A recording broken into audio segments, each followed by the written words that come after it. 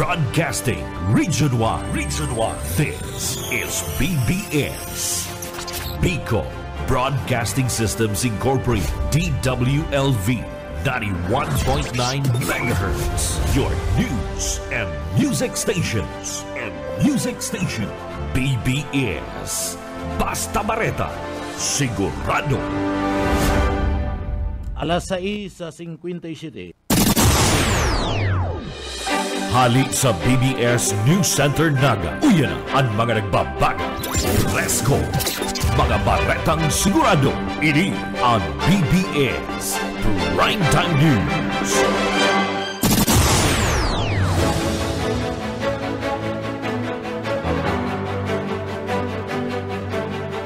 Tugang maray na aga po sa Indocabus. Ako po si Junel Cuba. Sa headlines kita ngunyan kanda sa tuyang mga barata inota sa lado lokal. Sa tuyang barata sa lado lokal, binisita kanda representantes kanda DepEd and sarong kindergarten class dumanda sa parte mismo kanda probinsya kanda Albay.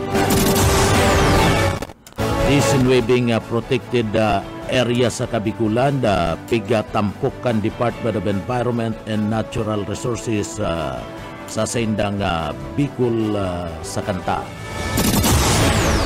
Sa satuya pang pamayukan na mga barata sa lado lokal, sarong wanted person dakup kan mga autoridad. Number 3 regional most wanted person sa Bicol, nadakop man kan mga miyembros kan Philippine National Police. Sa satuya pa nga pamayukan na mga barata sa lado lokal,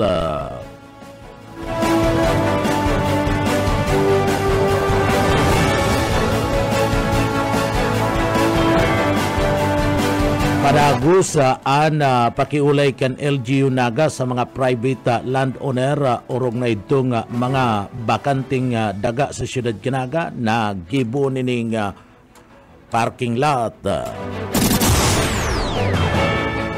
Yan ang mga headlines kan mga barata, mga detalyes at yan pagkatapos po nin pagirumdum.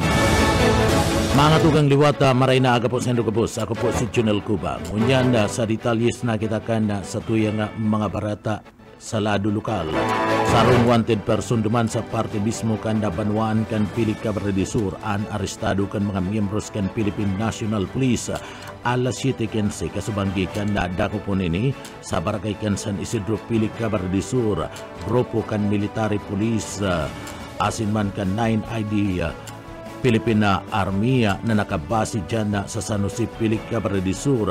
Yung mismo ana Duminakov sa suspek na pigbistong si police o na pinagbistong si PFC Michael residente kan Santa Barbara na Buwa Cabrera Sur, sarong miyembro kan Philippine Army na sa presente destino sa 42nd Infantry Battalion kan 9 Infantry Division.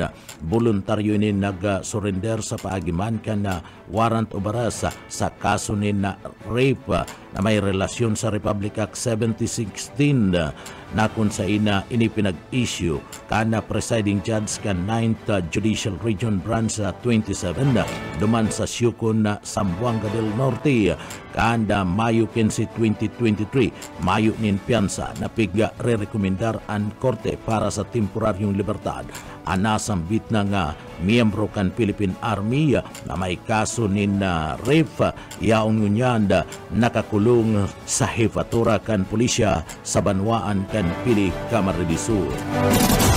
Sa iba pang detalyes kan mga barata sa lado lokal, arestado man unwanted person duman sa parte mismo kanda Lagunoy Camarines Sur.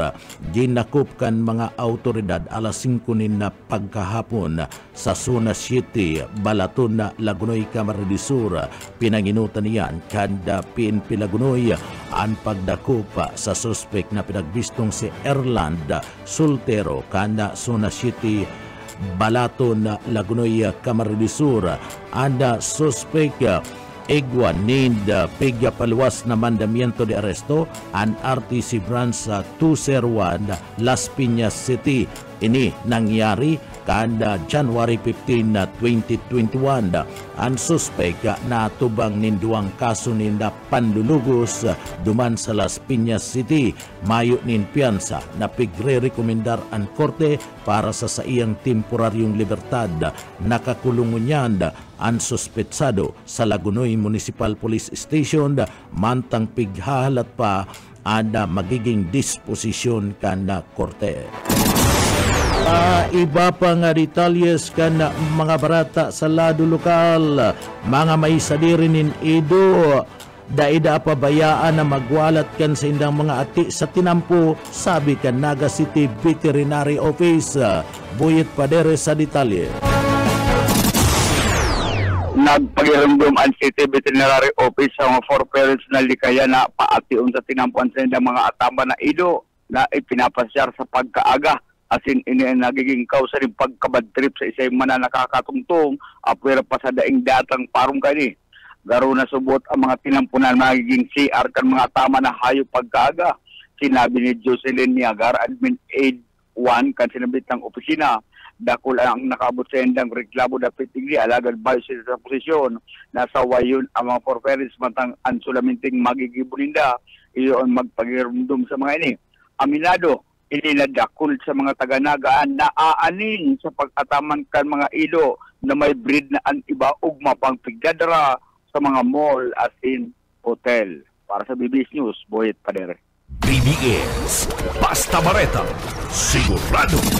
Sa iba pa nga detalyes kana sa tuya pa nga mga barata pa sa lado lokal, dakop man kan mga autoridad ang sarong konsideradong wanted dyan sa Banwaan kan Calabanga, Cabarete Sur. Ini matapos paluwasan man kan mandamiento de arresto kan korte alas 4:30 kasudmang pagkahapon kan dumanan kan grupo kan Calabanga MPS ada barangay kana San Pablo, Calabanga, Cabarete Sur. Ini pinag-arestar ninda ang sarong Ilmar Mayaguma, sarong helper technician, residentes kan Zona 3 kan barangay kan Salvacion, Baybay, Calabanga, Cabarete Sur. Sabi sayan kan mandamiento de arresto na pigpaluwas kan RTC Branch 63 duman sa Banwaan kan Calabanga, Cabarete Sur. Anasambit na nga suspetsado na atubang sa kasong pagbalga kan paragraph section 5A paragraph 2 kan Republic Act 9262 o ang pagmumulisya ni na sarong minora di edad. Anasambit na nga suspek pigtugutan na makapagpiyansa kan korte sa kantidad 36,000 pesos para sa iyang temporaryong libertad. Nakakulong iningunyan sa Calabanga Municipal Police Station. Sa iba pang detalyes kan mga barata sa lado lokal, number 3 most wanted person duman sa Banwaan kan Bao, Cabarete Sur, nadakop na. O kay Isminda sa detalye.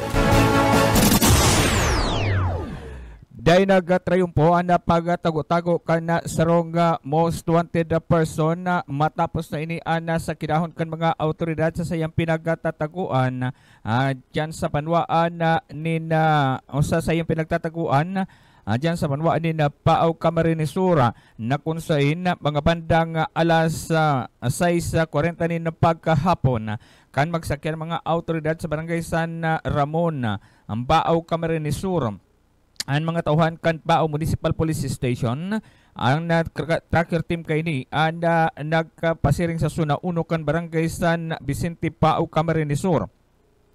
Tanganing arestaron ang suspect na may kasong statutory rape, 2 counts na suspect igwapanin pinagatubang na 3 counts na pagbalkar ka na Republic Act 7610 o child abuse. Nasambitan ng suspetsado dagos na pinagbasan kan sa iyang mandamiento de arresto asin na inian na pinagpaluwasan mandamiento de arresto sa RTC diyan sa Banwaan sa siyudad kan Iriga na kung saan dahil na nakapalag na sambitan ng suspitsado matapos sa basahon duwang warrant of arrest kay ni ang kasong rape, siringman ang child abuse. ana nasambitan nga suspitsado ana dagusnan na pinagka dara sa paturakan PNP mantang an kaso kaining 2 counts of rape an sinasabing igwanin piyansang 200,000 pesos ang kada saro mantang ang kasong child abuse an sinasabing igwamanin rekomendadong piyansang kantidad 200,000 pesos nasambitan nga suspect anyaw ng kustudiya kan Paaw PNP. Dagdag na bareta sa lado lokal, Oscar Smenda. Basta bareta, sigurado. DBS Basta Bareta, sigurado. Sa iba pang detalyes kan sa tuyang mga barata sa lado lokal, atletang Bicolano na tagaduman sa parte mismo kan na Masbati na mayagpag sa 13 na Asian School Games na pinaggibo naman sa parte mismo kan nasyon kan Vietnam. Nasungkit kan 17 anyos na siya Courtney Jewel Trangia ang gintong medalya sa paagiman kan kawat na diskastro kasudma Hunyo 3 o kan nagtalikod na aldaw kan Lunes sa Hunyo 3 na kung saan ginibo duman sa 13th Asian Games sa Hua Suan Stadium sa Vietnam o minabot sa 35.95 meters na distansya ang nakuha ni Trangia tanganing siya at ikonsidera na nanggana mantang 36.84 metros man ang nag-ikadwa sa iyan nagikan man sa nasyon kan Malaysia. Ang ikatulo, iyo ang nagigikan duman sa nasyon kan Thailand na uminabot lang sa 36.72 metros ang rayo. Si Trangia na tubong barangay kan Bungkanaway, Balod, Masbate, estudyante kan Masbate Sports Academy, MSA, kan School Division kan Masbate Province. Saro siya sa mga inot na mga atleta na nailingan nin talento tanganing makalaog sa pagbubukas kan sambit ng eskwelahan kan na panahon kan pandemya. Digdi haros taasan pa yung pinagbisto anda tibay asinmada ada sa iyang maray na performance sa pagkakaigwa ka na sambit ng kawat sa Trangi o si Tangria na ipinakaki sa parte mismo kanda probinsya kan na Masbati ipinailing kani an sa iyang kawat asin rikas sering manda ada pasasalamat kana MSA sa mga tabang asin na nagtao ni na financial assistance kitrangia poon kana ini nagtitraining pa sana sagkod na nga makaabot sa international na competition na sa iyang pinaglabanan duman sa nasyon kanda Vietnam. Sa iba pang detalyes kanda mga barata sa lado lokal. Sa iba pang detalyes kita ngunyan kanda mga barata sa lado lokal. Lalaki sa Banwaan kan Libmanan Camarines Sur na akusado sa 5 counts ni na rape by sexual assault. Arestado na. Mike Gravito sa detalye. Na naging pumalaga sa kamot kan mga otoridad kan sarong lalaki kan sa Banwaan kan Libmanan Camarines Sur na natubang sa patong-patong na kaso ni rape asin man rape by sexual assault hindi matapos na serbensya may namandamento na aresto kan mga otoridad. Report ligan sa PNP Libmanan alauna 27 may paghapon nga sudma sa barangay Bagong Bayan Libmanan Camarines Sur kan iserbi kan mga tauhan kan Libmanan Municipal Station sa residente kan barangay San Isidro yan sa Banwaan ang mga mandamiento na aresto na ipinagpanawas kang regional sa Banwaan Libmanan Camarines Sur minuli naman sa 5 counts of rape na nakamutir ka na sa bitnagat persona. Apera kani ang nasang bitnagat residente ang naatubang pa sa kasong rape by sexual assault asin paglapas kang photo and video voyeurism act na nakamutir ka na sa bitnagat persona. Sa kaso kani 5 counts of rape mayo nin pinagrekomendasyon sa anak korte mantang sa kasong rape by sexual assault igwa din uni nga piyang anak korte nagkakantidad 70,000 pesos para sa sayang temporaryong libertad. Para sa serbisyo publiko, si Mike Gravito, Basta Bareta, sigurado. BDS Basta Bareta, sigurado.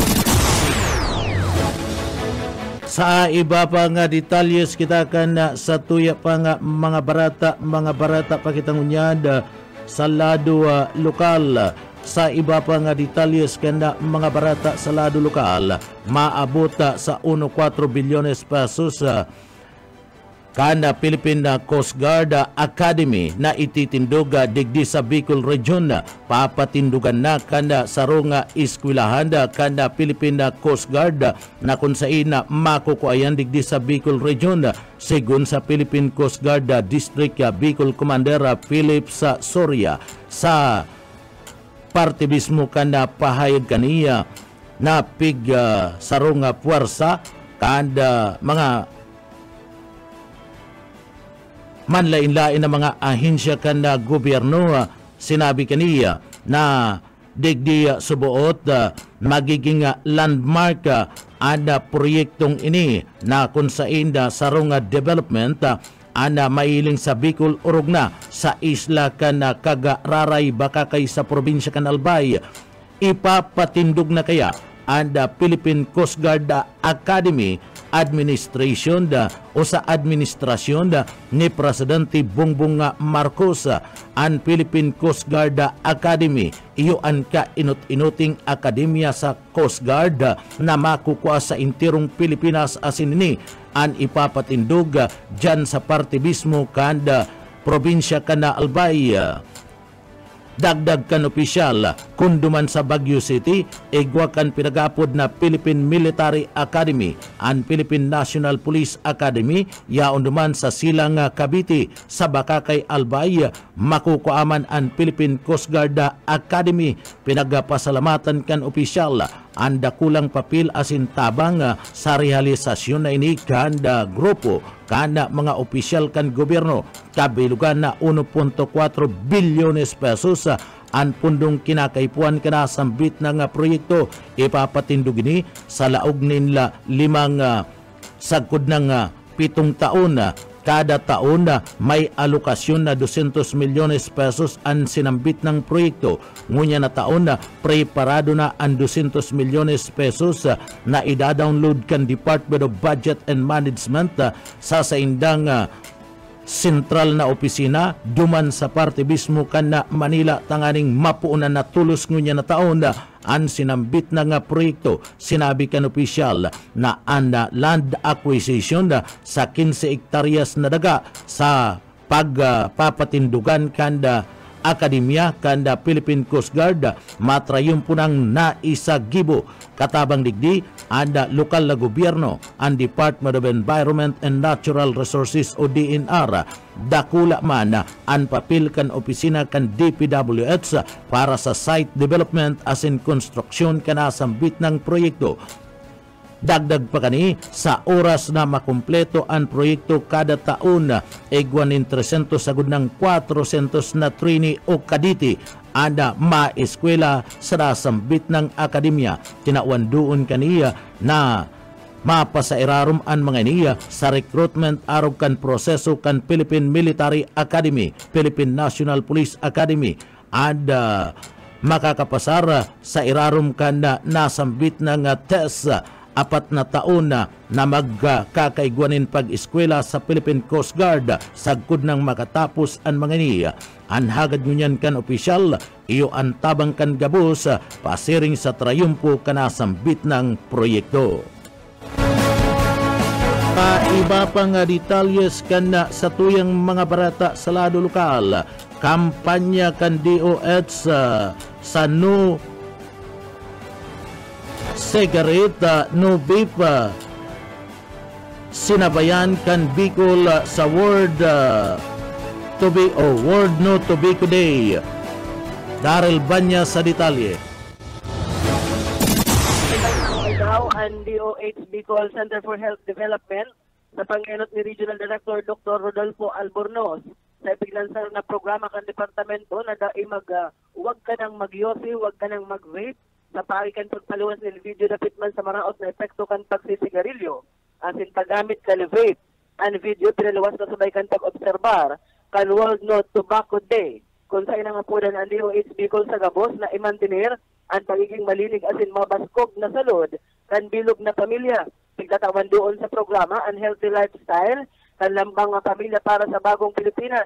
Isinabay na subot ninda sa igot na kampanya ang vape matapos na makapag-rehisto ang DOH din sarong nagadan digdi sa Pilipinas ninuli man sa paggamit ni vape bilang alternatibo sa pagsigarilyo. Dagdag na barata sa Senado Lokal, Daryl Banyas, Basta Bareta. Sigurado. BBS Basta Bareta, sigurado. Sa iba pang detalyes kan mga barata sa lado lokal, pigbisita kan nagtalikod na aldaw kan ambasador kan Denmark, an fishing port kan barangay kan Sabang dyan sa Banwan kan Calabanga, Camarines del Sur. Rason kan pagbisita iyo anda pagiling kan pig-install na lidar sa sarong instrumento na masukol kan duros kan San Miguel Bay kunda makusog o pwede na magpatindog ni na sarong offshore wind farm na ititindog sa parte kan kadagatan kan San Miguel Bay sa barangay kan Sabang, Calabanga, Camarines del Sur na maproduser ni na kadagdagan na kuryente na kung saan papakinabangan man kan mga konsumidores na madagdagan na ana supply asin na mapababa ana presyo kan kuryente na nakukonsumo kan mga miyembros konsumidor. Uyaan pahayag ni Paul Santos kan barangay Sabang, Calabanga, Camarines del Sur.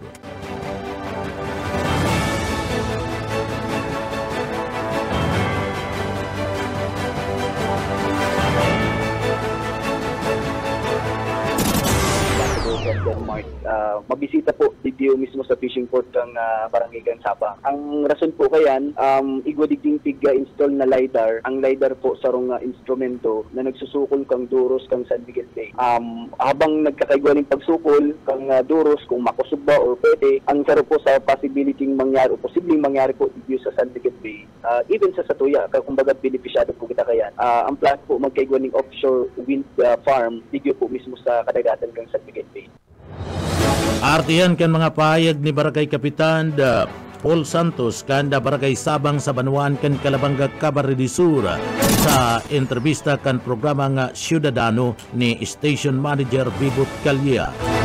Mientras tanto, ginibo ka nagtalikod na aldaw ang launching kanda kumpanya kanda CIB Corporation na para manda sa pagpapatindog nin mga solar power sa laog mismo kanda probinsya kan Camarines del Sur. Pega panginutan ni Gobernador Luigi Villafuerte kan Camarines del Sur.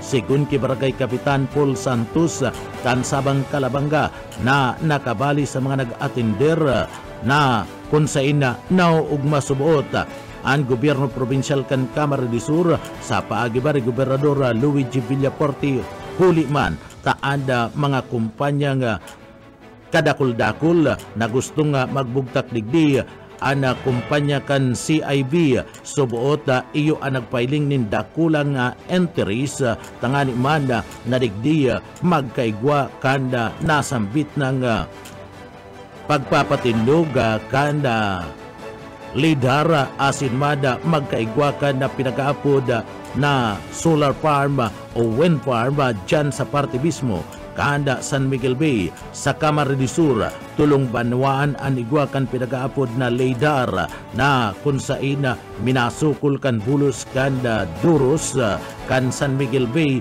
na iyo anda banwaan kan Calabanga, tinambak banwaan kan Kabusaw. Uya si Barangay Kapitan Paul Santos kan Sabang, Camarines del Sur. Actually, kaso po as in nag-attender kita sa launching ceremony dyan mismo sa Kapitolyo at mismo si Governor Luigi Villafuerte presente. Ikinakaugman niya na sa pagkadakol-dakol ng mga kumpanya ngayong maut mag-invest o maglawpig sa Camarines del Sur particular. Ini pong Copenhagen na kumpanya, infrastructure partners, ini pong CIB, sila itong nagpahiling ng delegasyon and talagang, kumbaga, itong willingness yaon. So, sa kunyan, tulong banwaan po dito sa probinsya ng Camarines Sur ang igwang LiDAR, itong nagsusukol kang duros ng San Miguel Bay. Igwa sa Tinampak, igwa sa Kabusaw, and pangtulo po ining sa Calabanga. So nakatalaan pong bisitahon inyan kang ambassador from Denmark, ini pong rider na ini. Ano lang, garo site inspection or site visit lang, hilingon kung anong klase ining instrumento. Sa totoo lang po, sensitive ining instrument na ni sir. Bako siyang ordinaryo lang na instrumento, and hali pa mismo sa ibang bansa, big transport pa siya pasirig dito sa Pilipinas, and bakong basta-basta si pag-install. Partiyan kan mga pahayag ni Barangay Kapitan Paul Santos kan Sabang, Calabanga, Camarines Sur. Sa iba pang detalles kanda sa tuyang mga bareta sa lado lokal, biglinaw ngunyan kan Departamento kan Edukasyon Regional Office No. 5, Bicol Region na ada gabus na mga paratukdo o maestra sa Bicol Region na nagtutukdo sa manlaylay ng mga eskwelahan yaon ngunyan sa pagbabakasyon poon pitsa 1 pa kan Hunyo sa gudnang Hunyo 30. Ada mga principal, superintendent, supervisor, regional director asin na non-teaching personnel sindalang ang gabus yaon sa opisina asin na mayo sindanin bakasyon. Bakong araw kan mga teachers na nagtutukdo sa klase sinday guanin sarong bulan na bakasyon. Uya si DepEd Regional Director Dr. Gilbert Sadsad kan Bicol. Gusto kong iklaro na ang gabos na maestra na nagtutukdo sa mga iba-ibang school ay nasa bakasyon po June 1 to 30. Ang mga principal, mga superintendent, supervisor, regional director, non-teaching personnel, kami po nasa opisina dahil kami ni bakasyon. Si DepEd Regional Director Dr. Gilbert Sadsad kanda Bicol sa pakikipagulay kana programang Radyo Banat ni Benji Rivera. Biga paluwas na kan Departamento kan Edukasyon sa Kabikulan ana mga programa asin na plano sa pagbubukas kanda klase sa Hulyo 29, 2024. Antes pa man kana pagpuon kan klase sa July 1, anda mga maestra anda mabalik na sa kanya-kanya nga mga classroom. Asin si mga maestra na gustong magserbi o magtukdo sa inaapod na National Learning Camp o summer classes tanganing tawan nin remediation na kinakaipuan na magkaigwanin na pag-aadal urog na itong mga maluluyang mga estudyante na madagdagan ang sa indang mga pagkanood. Uya pa ang pahayag ni Direktor Gilbert Sadsad. Ngunyan, ang satuyang mga plano para sa pagbukas kang klase sa July 29, inot po ito bagang pagpuon ng July 1, ang mga maestra mabalik na sa classroom itong mga gustong magtukdo sa pigaapod niya tong National Learning Camp o kadtong panahon ang apod summer classes. Tatawan sa paning remediation itong mga nangangaipo paning pagtukdo o pag-adal, lalo na itong mga medyo maluya. Si Direktor Gilbert Sadsad, mientras tanto, ang iba pang mga programa kan Departamento kan Edukasyon Bicol antes kan pagpuon kan klase sa July 29. Iyo anda mga national activities arog kan National Press Conference ana mga eskwela na nanggana sa regional competition an maduman sa syudad kan Cebu tangani manda na magbali sa kompetisyon mantang ada iba pa igwamanin mga National Festival of Talent ada eskwelahan sa Bicol na napili ana maduman-mada sa Region 7 asin an palarong pambansa nagigibon man duman sa Cebu City na padagos man an girigibong paghahanda kanda grupo kan Bicol Region asin pagtapos kaya na mapuon naman an Brigada Eskwela sudod naman an enrollment puon kinder abot ng grade 12. Uya pa si Direktor Gilbert Sadsad. nasa klase. Ikadua, igwa kita ning tigapod na mga national activities arog kang National Press Conference na kung saan ang satuyang mga eskwelang nanggana sa regional competition maduman sa Cebu City or sa Carcar City para magkaigwaning competition. Ikaw man kitang inaapod na National Festival of Talents na siringman, ikaw kitang mga estudyante na napili, maduman man yan sa Region 7, asin itong palarong pambansa sa Cebu City. After that, magkakaig kita ning Brigada Eskwela asin dagos ng pagpuon kang enrollment para sa gabos na klase on kinder hanggang grade 12. So, araw po kayan. Si Direktor Gilbert Sadsad kan DepEd Regional Office number 5. Yan mga tugang anak katiripunan kan mga barata. Sa pangaran kan sa tuyong mga nakaibanan sa pagpaabot nin mga barata, yaon dyan sa Engineering Department, si Sir Stephen Pabis, sa kaibanan man yato si Chief Engineer Ariel Camarote. Ako po, si Jonel Cuba, mabalos po. Kansaydo pong pagantabay, salamat po, mapasatuya kulugod, an biyaya asin, an bendisyon kan mala Diyos. Basta barata, sigurado. PBS Basta Bareta, sigurado.